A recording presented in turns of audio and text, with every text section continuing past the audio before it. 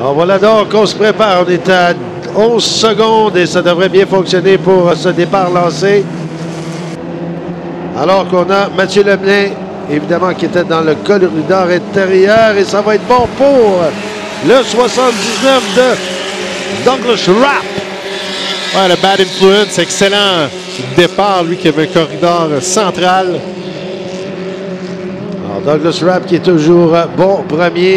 Il s'agit de voir maintenant à quelle lutte on a affaire. On voit que Mathieu Lemlin se retrouve en deuxième, mais attention à Awish Nabok. Oui, lui à l'extérieur complètement, là, qui est très rapide. Et Sylvain Maheu qu'on perd dans le sillon de Lemlin. Alors là, ça va être intéressant, là, notamment pour les deuxième, troisième et quatrième places. Et attention au virage. Toujours, virage ouest, toujours traître et dangereux. Alors, c'est Douglas Rapp qui mène pour le moment, mais attention, une lutte avec Schnabelk et également Sylvain Maheu qui est là, et aussi Mathieu Lemlin. Oh, wow! C'est un tour à 109,33 km/h pour le Bad Influence. Et entre les trois embarcations suivantes, là, il y a seulement 71 dixièmes de mille à l'heure différents. Alors, c'est très serré. La lutte entre Lemlin et Maheu. Et là, cette fois, c'est Maheu qui se retrouve bon deuxième. Alors que Mathieu Lemlin va tenter de le coiffer à l'intérieur du virage ouest. Mais Maheu tient bon à l'extérieur. Et attention, Lemlin qui fait un léger crochet au virage. Et c'est Maheu qui en profite. Lemlin, c'est pas le premier à connaître des difficultés dans le virage ce week-end. On l'a vu un peu plus tôt avec le Duc. Il faudra vraiment surveiller les vents qui semblent venir par bourrasque à cet endroit. Et ça, c'est extrêmement difficile à gérer. Éric, c'est une excellente observation parce que quand ça vient par bourrasque, écoute, t'as beau tout prévoir, souvent il est trop tard. C'est ça, c'est un élément qu'on ne peut pas contrôler, donc il faut être vraiment visionnaire à l'entrée de ce virage-là. Alors voilà donc, dans l'ordre, on retrouve... c'est le 79 Douglas Rapp qui est bon premier. Suivi en deuxième position de Sylvain Maheu. Maheu qui semble vouloir essayer de rattraper Douglas Rapp. Voyons voir, il est à grande vitesse dans le droit, là.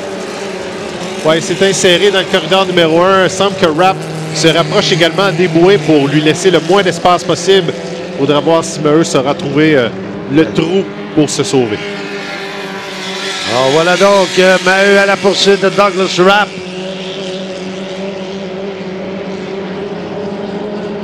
Toujours Rapp bon premier. Maheu qui tire de l'arrière légèrement dans le droit. Alors que l'on retrouve en troisième place Mathieu Lemlin. Et Schnabelk qui lui est quatrième. Là, excellent pilotage démontré par Douglas Rapp. Très serré à l'intérieur, Éric, là. Et alors qu'on a ici le drapeau blanc indiquant le dernier tour de cette qualification. Et justement, le pilotage de Rapp a forcé Maheu à changer sa stratégie et désormais à l'extérieur du pilote américain. On tentera de voir là, si la puissance du Top Gun saura rattraper Rapp. Alors, le Top Gun de Sylvain Maheu, sa dernière chance dans l'avant-dernier droit du dernier virage ouest. Et là, évidemment, pour Sylvain Maheu, il va donner tout ce qu'il a. Et il le fait à l'approche du virage. Est-ce que Rapp sera contrôlé son dernier virage avant d'atteindre le drapeau à damier? Ouais, il semble que Rapp a... Absolument. Très bien fait de la part de Rapp. Excellent pilotage. Et ça sera la victoire de Douglas Rapp, suivi de Sylvain Maheu et de Mathieu Lemlin. Ouais, le Bad Influence qui, fidèle à ses habitudes, est très, très compétitif. Maheu qui lui a collé au train. On aurait pu avoir une lutte à trois. On a vu Lemlin à un certain moment avoir de la difficulté à la sortie du virage ouest. Mais somme toute, une bonne performance pour Lemelin. Je regardais dans les résultats passés. Là, on a 4 qualifications au lieu de 3, mais les pilotes qui devront coller au minimum des 3e ou 4e positions.